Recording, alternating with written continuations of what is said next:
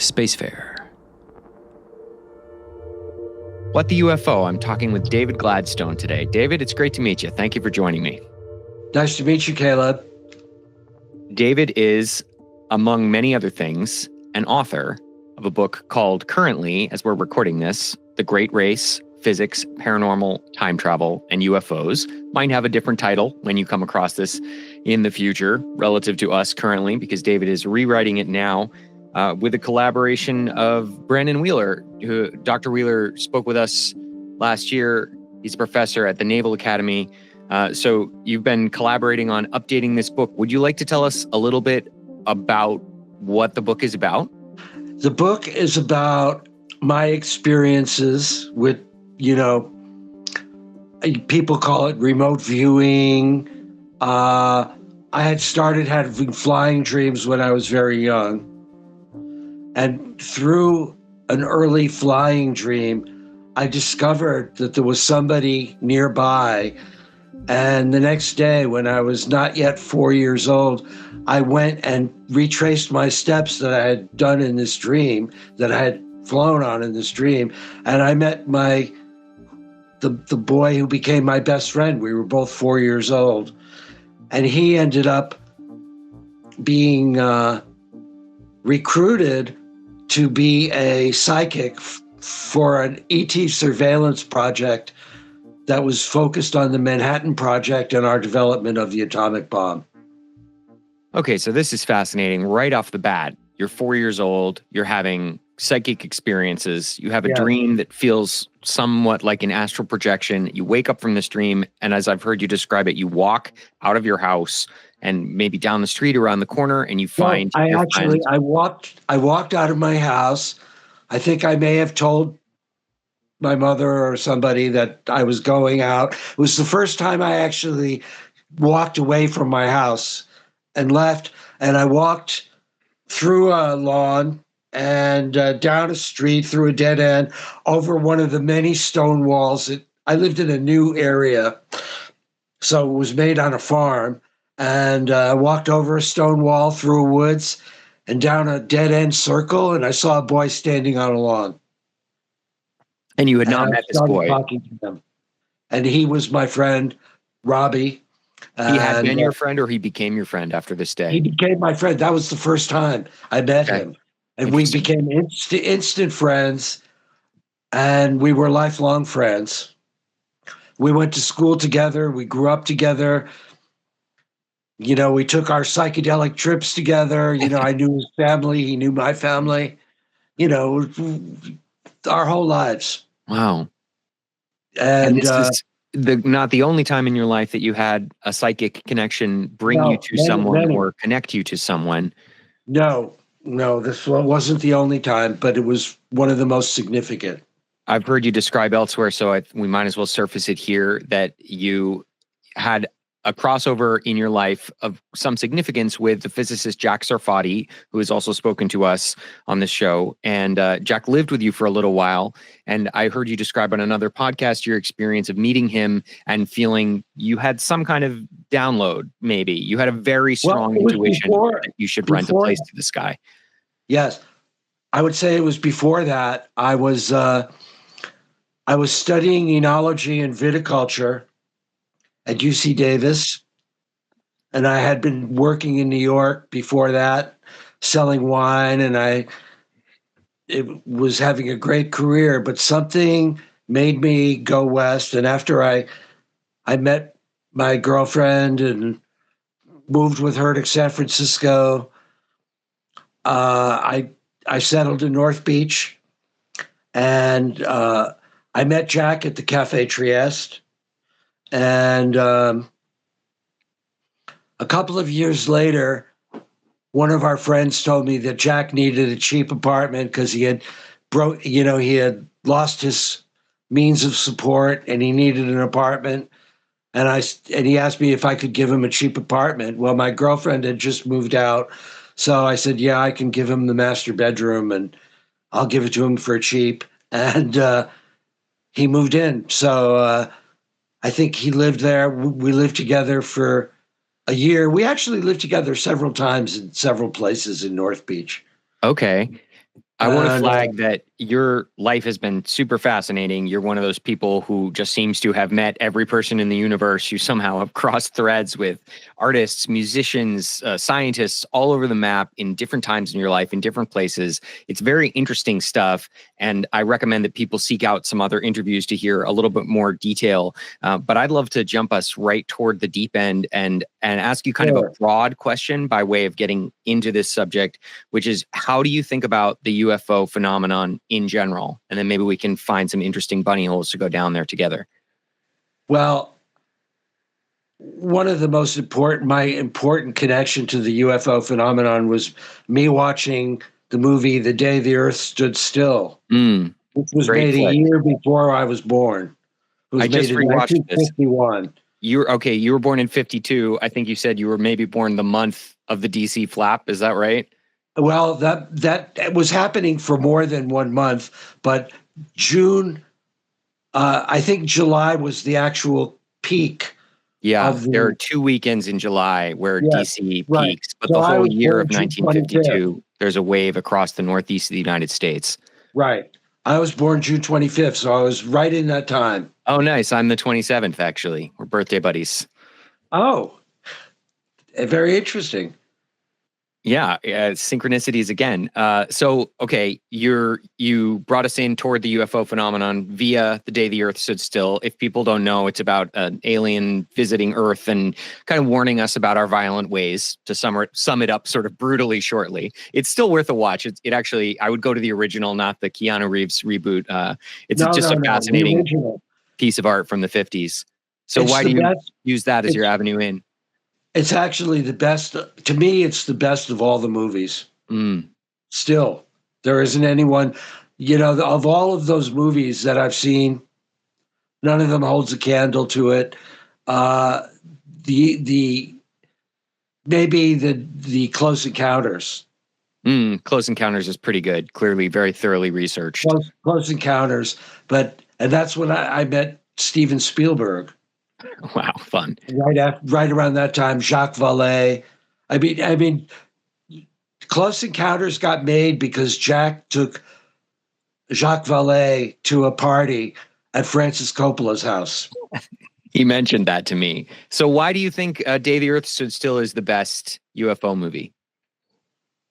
Because the warning about it. Mm. I mean, it still goes. In my mind, my understanding of what these people are saying And by is that, people, you mean visitors, like yeah, extra well, except that Earth they're not people. visitors anymore. Now there's thousands of them that live here. That's an They interesting look claim. they look just like us. I've seen blonde guys with dreads. I've seen black guys, women. They all look exactly like us. They don't look like grays. So, These let's are just double click people. on this. In the experience where you feel that you've met straight up extraterrestrial beings who live here and look exactly like humans, what made you feel so convinced that you were speaking with people who weren't originally from Earth? Well, I think perhaps they're hybrids. Hmm. You know what I mean? That I don't know if they came themselves or they were already born here. And I I've heard believe you that they propose may have been born here. the I mean, seeding hypothesis that the sort of our species might be just one small branch of a much bigger human type species, which would explain why so many I think extraterrestrial visitors appear to look exactly like us. That is an understandable hypothesis. I think it's pretty rational given that there's a high rate of experience or reporting of beings who look extremely human. But I'm still curious if you think they were hybrids, if you felt like they were somewhere else. What gave you the strong impression that you were dealing with beings from another place? they don't speak the way we do. Mm. When they speak at all, I mean, 99% of my experiences, there's never been any speech. They never spoke to me. Our communication was completely uh, sort of like in a shared cognitive environment, what I call a shared cognitive environment or a shared virtual brain. Um, like being in a tent where you can not only you can access the other person's thoughts and beliefs in a way, but they're not in words. Mm. There's no words going back and forth. Just basically you understand what they think and feel, and you know that they understand what you're thinking as well. So strong My impression of direct telepathic communication.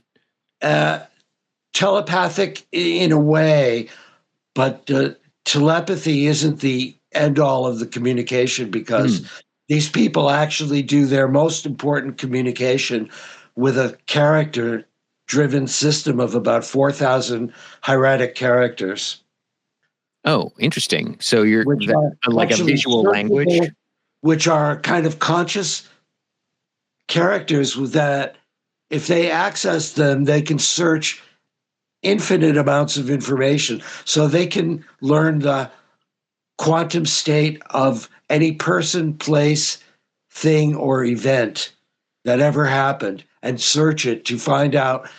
In other words, if one person is talking to another, he's saying something, the other person can instantly search that by looking at those characters and search it and see for themselves whether or not they're being told the truth or not. Can you help me understand this idea a little more clearly? When you say Yeah. hieratic characters, you mean like a Well, hieroglyph, like a no, visual no, no, symbol? no.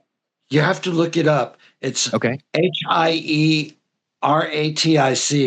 It's Okay. a kind of, it's not a hieroglyph, which is a symbol. Those are pictoglyphs. Okay. Hieratic characters are more, the character is itself. It's not a pictoglyph, but it is a kind of, it's a very simple character, which is why I describe it as looking somewhat Egyptian, but they're just simple shapes. But I can't actually re re I can't, what do you call it? I can't make them now. I can't describe them exactly, but they're very simple and yet old looking. Interesting. So you're talking about like a visual image that it sort of sounds like you're getting at an idea that they're bigger than a letter. Like is it like a No, they're three-dimensional actually concept just or?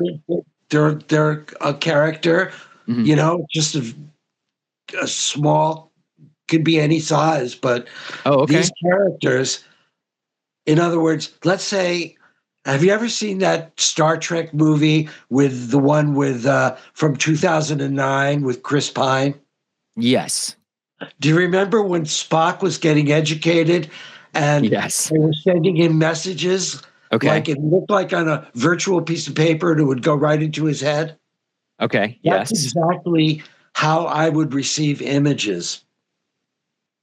Interesting. So you've got, go ahead, please. So, in other words, these people can deploy like what looks like a virtual blank sheet of paper with a few of these characters on it and send it to anyone, anywhere, and they can immediately verify whether or not it's true. So, in other words, they have a communication that is absolutely transparent, reliable, and 100% checkable. Okay, so since we're in this area and we're open to these ideas, let's go for the juicy stuff. I'll say some things about potential phenomena that might be happening, and maybe you can tell me your impression of how real or not these are. One would be the idea that there are multiple different kinds of visiting species crossing over with each other and with humans on Earth. What do you think about that? Yes, absolutely. Okay. Do you have a sense of like how many are we talking about? Hundreds? Are we talking about dozens, 4 or 5? It could be thousands. Mm. I mean, I believe that there are at least 5,000 spacefaring societies in our galaxy, Just in the Milky Way. just in the Milky Way. And remember, when you have 3 billion stars and all these nebulae, going on, it's it's not that much, but 5,000 is a lot. And the one group that I know of has a name. They're called the River. Mm. And they're about 56,000 miles away on the scutum arm of the Milky Way galaxy, scutum Centaurus arm. They're about, in a straight line from the sun, they're about 3/4 of the way across the galaxy, across the central bar, almost fairly close to a large void. And I could find it on any map. I love that idea. I hope that you do help us move some scientific instruments in their direction. I just want to do a quick side note. It's sort of a disclaimer. It's sort of an explainer. I talk to a fair amount of scientists, like PhD academic folks. And so some of my conversations are very dry and very careful. And I'm just going to flag, 15 minutes in or whatever here, that we're not going to be like that today, that your ways of knowledge, your experience with these phenomena they're more personal, they're more intuitive, they're more potentially artistic. I don't know what kind of truth claims you feel comfortable sort of peeling apart from your intuition and your like deep knowledgeable understanding. But I'm just going to flag that although I'm going to press you on this and ask you what I hope are interesting questions about it, I'm not going to be super concerned with the brass tacks today. And that doesn't mean that I'm abandoning the project of scientific interest. I'm very, very interested in investigating this stuff scientifically, but I'm also really interested in the ways that you have come by what you feel is information in this space. I will say that, I've had about 45 years of immersion in science. I've interviewed many scientists, and basically the people that I talk with are mostly scientists. I lived with Jack, and I've spent thousands of hours with Jack, and having Jack call you an idiot for not. I mean, believe me, I know how to speak the language. A lot of people have asked me if I was a physicist.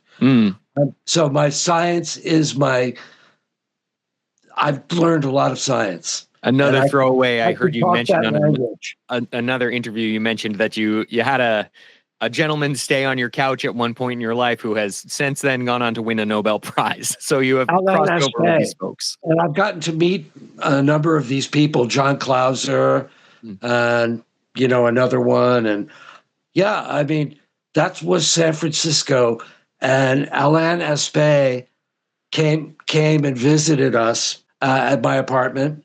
And he was telling us about his experiments on the Bell's inequalities at Orsay, which won him the Nobel Prize. And it took 40 years for him to get the prize. Wow. Oh, man, that's incredible. I like that they do it based on lifetime stuff. All right. Well, so that's just to say you have experience with scientists. You've been steeped in the scientific culture, but fundamentally the project of your understanding here this is not scientific. This is personal, which is to say, like, you're an open receptor as I'm perceiving it. And so one question I have for you here is, for people who are in this space and who are maybe having experiences, who are curious about them, what kind of lines do you draw in your own mind to help you distinguish between like imagination experiences or psychedelic or pharmaceutical experiences of various stripes and like genuine supernatural experience? Well, there's really no connection to anything psychedelic. Psychedelic is a disordered, chaotic situation. And my basic approach is to look at it from a scientific point of view, basically. I've only, a lot of this stuff I've only learned because of this many times I've had so many experiences that I've had to learn and understand, and it took realizing, I was thinking about it wrong, or I didn't understand what was going on. It's been a long, slow process of learning. Okay, so let's hop back into this broader vision space. Your conception of the world, as I understand it so far, is that there are beings that are from Earth, but maybe Earthlings are connected to some other broader species who might have seen our presence here. There are lots of different species that cross through here because there are thousands of spacefaring civilizations just in the Milky Way, probably billions or trillions beyond. What kind of interactions between these races are you perceiving? Where do you think we're going with regard to our relationship? How do you think we should process this information as a collective sort of human entity on Earth? And what do you think we should focus on next? You could pick one of those questions or try to answer them all, whatever feels right to you. Well, I feel like the problem of communication is probably very important, most important. They don't trust us because we use spoken, symbolic, and gestural language, which means nothing to them. Okay, these people don't have governments, they don't respect hierarchies, and they don't use money. They have almost nothing in common with us except the fact of their basic shape. They've got a head, 2 arms, 2 legs. They're sort of a humanoid looking thing. They look like us, but they think differently than we do. They think faster than we do. They have different ethics and morals than we do. We're a threat in a way because of our, people are susceptible to the mental diseases spread by memes, by the internet, by we've been brought together much closer than we were ever supposed to be at this point in our evolution, where people are easily infected by mental diseases and meme diseases and ideologies that can be nasty and poisonous. So we are a bit of a threat. I mean, we're humans, we're constantly at war here. We're fighting how many wars right now at the moment? Yeah. And, there are so many hates, and just look at the newspaper. It's this kind of thing frightens them. Do you get the sense that there's a kind of lead group of these folks? Like, is there a group of them that are taking a more active interest in human evolution, or are they all sort of similarly disinterested or similarly concerned? How do you peel those things apart? I'm also interested in your claim about the lack of hierarchies and lack of governments among these folks. I haven't heard that idea before. These people, the people that I'm talking about, the river, they and about 100 other races created something that Jack has talked about and something that I write about in the book. It's called VALIS, which means Vast Active Living Intelligence System. It's an acronym. I took the name from the book by Philip K. Dick called the VALIS Trilogy. Okay. And they created a living, immortal computer system, kind of that is not anywhere. There's no actual computer. It's a non-physical intelligence that is immortal. It distributed somehow in a substrate that we don't currently understand. Space-time. It could be within the cosmic ether. I don't know where it is, but it isn't in our time. It's not on a planet. Kind of sounds like you're describing like an etheric internet, like an akashic. Well, it's not an internet. Cloud. It's actually composed of the souls of the departed beings who helped build it, and maybe millions of souls by now. So it's all these people whose souls, they're in this, and the beings that I'm talking about are in constant touch with this. Every one of them could be connected telepathically to this collective consciousness, which holds all their plans. And because, these beings are mortal, but this computer is not mortal. It lives more than it's not a physical, doesn't die a physical death. So their actual long plans are held by the computer, and they're doled out to the various individuals that they have that they're connected with. So it And sort of the sounds like you're river, touching on a hive mind concept there a little bit. Does that sound right or no? not a hive exactly, but a collective consciousness of sovereign intelligences. The individual is extremely important. They don't, each person is a separate individual, but they share a collective without being all mashed together as just like an ant among 10,000 other ants. They're not like that. For them, individuality is highly respected and revered. They have a sense of the sacred, these people. Okay, so something like an analogy to the individuals who live in a country and the country being an organization in the same way that the individuals are, but with some like very high tech / bordering on supernatural interconnectivity that transcends space and time. Well, more than high tech, they have an ethic and morality which allows them to preserve their individuality amongst the many. So I don't know if you ever saw Superman 1, but in the beginning of that movie, when Superman's parents, Jor-El, they were living on Kandor. I think it's Krypton, and they're Krypton, being yes, Krypton. So they were living on put on Krypton, trial. and they were all attending a mass meeting and making up all their decisions together. This is how they do it. They don't have a president. They don't vote for people. My take on the Superman 1 trial was always that we were looking at like the Supreme Court, but the take you're describing is that the whole planet is holding judgment on these people. And so you're describing like a collective cognitive performance process. That's fascinating. What do you think about this idea of conflict between some of these groups? Like, have you bumped into any ideas about this or feelings or impressions that there might be species who are at loggerheads or have different agendas with regard to Earth or their place in the cosmos? Well, I do believe that there is some conflict, but they're not at war.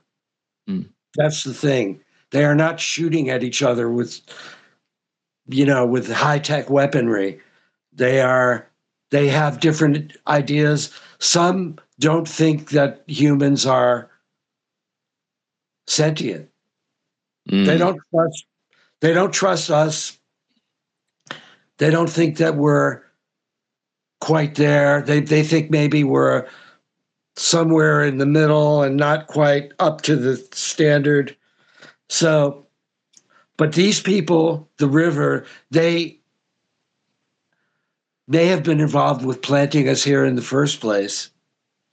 But they believe that they're sort of our biggest backers, and they're saying nobody can go after us. But there has been probably some bad behavior by some of the people who have come here who are not part of the actual kind of alliance, where the people who have agreements to talk together and not to act without consultation. But there is that. Okay, let me just restate that because that was a lot. So some claims I heard in there or some ideas I heard in there are that there's a group that you call the river, which is sort of a parent species to humans. They're present on Earth. They're from an identifiable but far location in the Milky Way. And they're probably, in your impression, the lead force of non-terrestrial beings around Earth. To some extent, they might be protecting us, and to some extent, they might be in conflict with some other species. Did I cover all your ideas there, roughly? Yes. Okay. And what made you choose the river for a name for these folks? That was their name. Interesting. That was the name they gave me. In a way, I only ask. I don't ever get words usually from them, but when it came to that name, it was like it was given to me that's the best way they could present it so that we would understand it. Interesting. Can you tell me a little bit more, since this is such an important one, about when you started having these impressions specifically around the river? Well, I can tell you because that was February 11th, 2011 in Cambridge, Massachusetts, and I was staying on number 11 Fitch Street in Central Square, and in an old house that was built in about 1836, still there on Washington and Fitch. And I had a vision during the daytime. I mean, I was looking at the wall. I was sitting on my single bed, and I was one of the first Airbnb customers. This is in 2011. Airbnb was nothing then. And I was staying at this place, very cheap. And suddenly a vision unfolded in front of me. It was like looking at a movie. And one of the things that I saw was very quickly reeling by, so quickly I could barely see it, looked like me in different lifetimes, not looking at myself, mind you, but just seeing that they were showing me that they had knew who I was since before I was born somehow. Okay. And Yeah. so that happened. And then I saw what looked like a computer, looked like a Hewlett-Packard computer on a desk, except it was gigantic, a big screen. And it had a clock on it. And the clock was not circular. It was just a line of numbers running from left to right. And on the right side, the numbers were changing blindingly fast. Okay. There were maybe, I don't know, 16, 18 numbers in a line, but they weren't our numbers. They were just these characters again, which I could not recognize, but they were numbers. And it was like, that was like a time clock, it looked like. And then there was an image of the earth taking up a large part of the screen that I saw. And the image itself looked alive. I've never seen an image like that. The colors were so real, not like the colors on a computer, much more alive. And as I looked at it, it turned to me, and it was connected to my mind. Yeah. And I saw buttons with these characters on it. And basically I had about an hour or more, maybe an hour and 15, 20 minutes experience of getting what people call download of who these people are, what this this was just a simulacrum of something that they wanted to show me. They were trying to show me a function that they had created something that that served them as a way of the way a computer serves us. But it was made up of the dead of their own planets and who they cared very much about. And, that their dead were not dead. They were always in contact with them individually, the relatives of those who had died. It's fascinating. I mean, to be honest, a completely different look at life, at our mortality. It's not our life, when our life ends, we're not dead meat. We're still there. Just our form may go, what the physical envelope we're in, but everything underneath us, the implicate order beneath, that includes us and our souls and our minds. So I think that's fascinating. that's one of the things I got to learn a lot about that. And in the time since then, I've been in touch with that. I can basically ask them anything, who's going to win the baseball game? Who's going to win? It's amazing. I mean, it's an instantaneous connection. And I've had it, I've had many experiences of precognitions of deaths of people that have happened. Oh, wow. One time, Jack and I were at a party, and I had one of these precognitions, and someone that Jack and I know died in 6 months. I had no clue, and it was very upsetting, believe me. But they wanted me to know that they really understood things on a very deeper level than we understand as humans. So that there is a difference between us of ethical and moral development, perhaps, or maybe scientific, but we're obviously catching up fast because they have been surveilling our Manhattan Project. Keeping an eye on the nukes. The time travel. I mean, my best friend was taken to see the Chicago Pile 1. Do you know that was the first man-made controlled chain reaction? Okay, I didn't know. December 2nd, 1942. Okay. So he was there, but in another body. He was in the body of somebody wearing a military uniform at Stagg Field in Chicago. And Enrico Fermi was there, and Leo Szilard, and Walter Zinn, all these great physicists. Interesting. So you're describing your friend having an astral experience during which he feels he's at this Chicago Pile event, witnessing it through someone else's eyes. Yes, and he's listening to the countdown and watching the countdown, and the chain reaction was only 5 minutes long.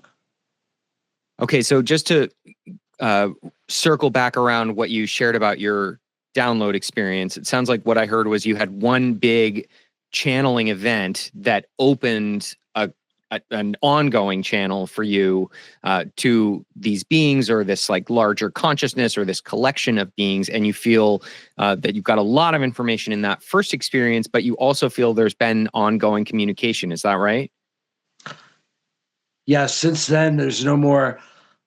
Up until then, I had many separate experiences, and I didn't know what was going on. But a lot of it happened when I was a child, 5, 6 years old, then a little bit older. Some things happened, like when I was 17, I saw the New York Times had an announcement that there was going to be a concert at Woodstock, and I thought, oh, that's interesting. And they were talking about Jimi Hendrix going to be there. And I suddenly thought, oh, that would be interesting. I'd like to meet Jimi Hendrix. And suddenly I got this feeling that you could meet Jimi Hendrix. And suddenly, basically, in a way, without words, it was like I got the feel. And so what I did was I quit my job. I hitchhiked up to Woodstock. I got there in amazing speed, and I ended up meeting all these rock and roll musicians. I met Jimi Hendrix. I heard you say you arrived early, so you were helping construct this whole. Yes, I was there early, festival. And I'm in the movie. And cool. Nobody believed me. None of my friends believed me when I told them what happened when I came back. And then years later, somebody found my picture in a book by Johnny Black about Jimi Hendrix. I was standing right in back of Jimmy. Nice.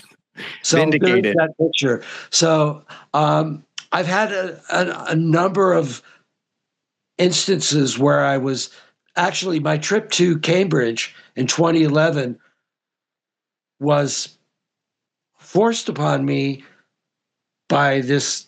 They wanted me to go there for some reason. So I went back there, and that's where this vision happened. I've had many times, meeting Jack was like that. I didn't want to go. I mean, I was doing something else. I'm trying to live a normal life. I didn't know about really what all this was about, until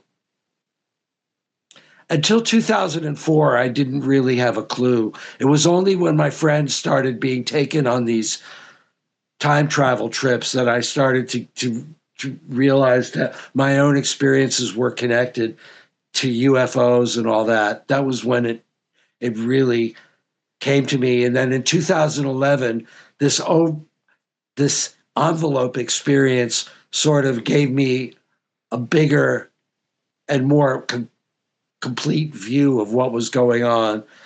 And now I've got something. I had an experience last night that I don't know how to integrate into my consciousness yet.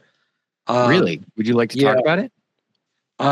The only thing I know is that I do know that these people do believe in a kind of symbolic astrology. Hmm. It's interesting. And yesterday, or this morning, Saturn crossed what's called the world point and went into Aries from Pisces, starting a complete new cycle of 30 years. Hmm. And Saturn is the planet of manifestation of being in the metaphysical astrological world. Hmm. And it has a So roughly 30-year orbit, something like that, right? yeah. And so, and when I was a kid, in an earlier time, that's when Martin Luther King and Bobby Kennedy were shot. And I was, 14 and 15 then. So your experience last night was of being pointed toward this Saturnian turning point as significant in some way? I'm not sure, but basically, when I woke up, I had this feeling. I just wrote a letter to Jack and Brannon and somebody else about. I wrote an email about what I believe within a matter of a few paragraphs what their intentions are. That it's not just they are here partly to keep us from destroying ourselves and for keep us from destroying their own people who are here by blowing up the planet. Mm-hmm. They have a signet around the planet. Basically, if anybody thinks of pressing the button, they could stop them. In other words, like if I had a button right in front of me, Caleb, like let's say I was looking at you and here's the button, they could stop me in between the time I could touch the button. One of my time travel experiences, I had two to 1938. The first time was to a Hollywood party where Fun. I found myself in front of a young Fred Astaire. And I saw Ginger Rogers. I mean, and I was in a physical form, but not in my own body. I was in the form of a body of a guy who was about at least 6 foot tall, dark, very handsome guy. And I was dressed in formal clothes as a waiter, like a waiter in a Hollywood party, wearing black tie. And there were these Hollywood stars and people, and there I was, and my thoughts were going much faster than theirs. They didn't even seem to see me. It was like I was there, but I was thinking so fast compared to them that it was very odd until I left them and I walked out into a room and I saw a newspaper with a date on it, which told me where I was, and I saw myself in a mirror. And then the next time I had this happen, I was in a historical event that happened, and I found myself standing right in front of a Mercedes-Benz convertible at an open door, and in the back seat of the car was sitting Adolf Hitler. Yeesh. And I had a gun on my hip. I was in the body of an SS man, of an SS officer, wearing the formal black uniform with white gloves and a holster on my hip. Good God, man. Hollywood party sounds like more fun.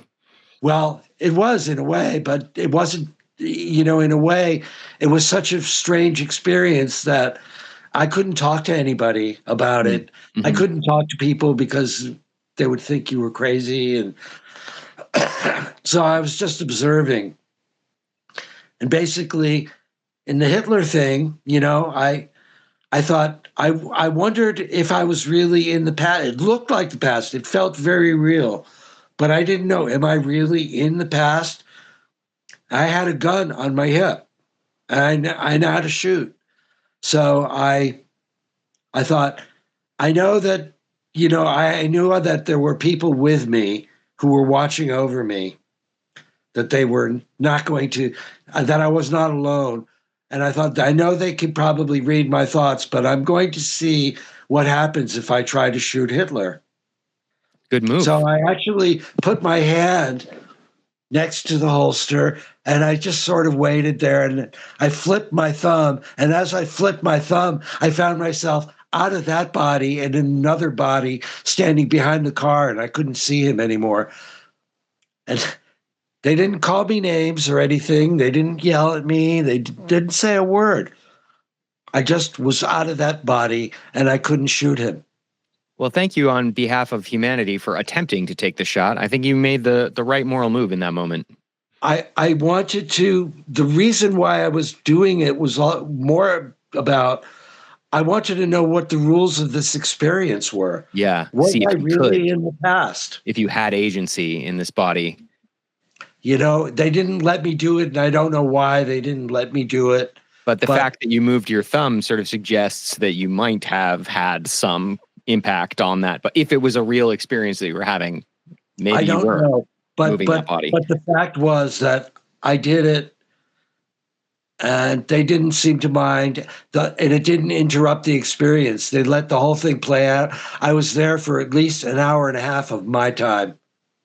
Wow. And it was the day of the Anschluss with Austria, which was March 13th, 1938. It was actually a day I had read about in history many times.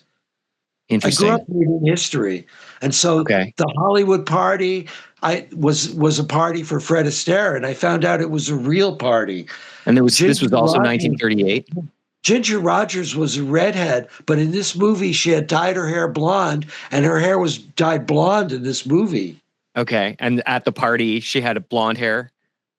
Yes. Okay. And then I looked it up. And actually, I used to be a redhead like you. Oh, nice. I had a red beard, redder than you, and I was totally blonde. I went to the Sinai Desert and spent some months there. And after being in the sun for 2 months, my look completely changed. I was like platinum blonde with a red beard. Well, that's fascinating. I've definitely heard about red going blonde, but not brunette. Yeah, well, I'm not brunette. Actually, I'm a light blonde. I've still got blonde hair. It's funny, but I actually, I found out that I had Norwegian ancestry, and that's why I'm talking to you in Norway. I'm in Norway now. I have ancestry from Scots and Irish. Same. And in Norwegian, Viking ancestry goes back more than 1,000 years. Yeah, we're probably distant cousins. Well, I guess everyone on Earth is. And maybe some of the folks on the Sagittarius arm, too, are also cousins. I would love to... Yeah, go ahead. Well, I was going to say that it's all not within the rules that we've been taught to believe are the rules and limitations, but these people are real and they're in deadly earnest. I can tell you. Well, this is good because I'm going to bring us in for a landing here, but I would love for you to tell us on the way out what you think we collectively, humanity, should be thinking about in these years ahead as we move into a kind of new phase of our relationship with these other beings and our new awareness of some different layers to reality that we hadn't perceived before. And I'm sort of asking, especially for people who are on the outside of this area of knowledge, how you think people should start to think their way into it. But I'd also love to hear how you think all of us should move forward in ways that take care of ourselves and look out for each other while we process this big change. Well, I do think that if people start to notice that they're having something that could be a contact experience, to be open to it. That I'm actually talking to the people who may have had some precognitions or anything that doesn't seem to fit within what they've been taught is real, that they need to allow themselves to accept it if it really seems real. And they have to know by themselves whether it's real or not. But I don't think this is going to be a collective. We're not a collective. We humans are just an aggregation of individuals. And there is no world, so to speak. There isn't really a world. What world? I mean, we have a bunch of people. We're at war with each other. We're individuals. So individually, people are going to have to learn to do what's best for themselves and best for the people they love, and try to do what's right, and try to move forward, and not be part of the problem, but be part of the solution, I guess, because that's really what's happening. And as far as the UFO thing, I'm not counting on disclosure. I mean, I know some of those people like Kevin Knuth and all these people, but I'm not waiting for Lou Elizondo to tell me what's happening. I know I trust my own experiences the most. That's what I trust. But I've had to test them over time. And, that's the thing. You have to, your intuition can be wrong. You have to test it over time and see how it is and see how it works. And right now I feel like, I'm working on this book, something I didn't expect. I didn't expect that I would be living in Norway and working on this book. And if somehow it becomes notable and noteworthy, I'll know that I'm on the right path. That's all. I mean, I guess it's just like that. I met Jack, and, this is 45 years ago, and he was in his 30s and I was in my 20s. And now I'm in my 70s, early 70s, and Jack is 86. And the people I met in North Beach are, and I'm meeting a lot of young people. And there are a lot of people who've had experiences that I listen to. One of the guys that Jack works with is named Juan Faria. He's had amazing experiences. I would definitely talk to him. And he's part of Texas Space. And Jack himself, Jack's amazing if you could pin him down. I mean, except Jack wants to save his focus for science, and I don't blame him. He has a limited time, and he wants to do as much as possible. So he's devoting himself 110% to science. And so one of the things that I write about in the book is the Manhattan Project, because what's facing us now as a collective is the idea of this collective race, the great race, to develop these metamaterials, to learn how to manipulate gravity. And this is a next technological frontier that's orders of magnitude more powerful than the atomic bomb. But in a way, that's what worries our visitors, that we might use these in a malicious or violent way, and they won't tolerate that.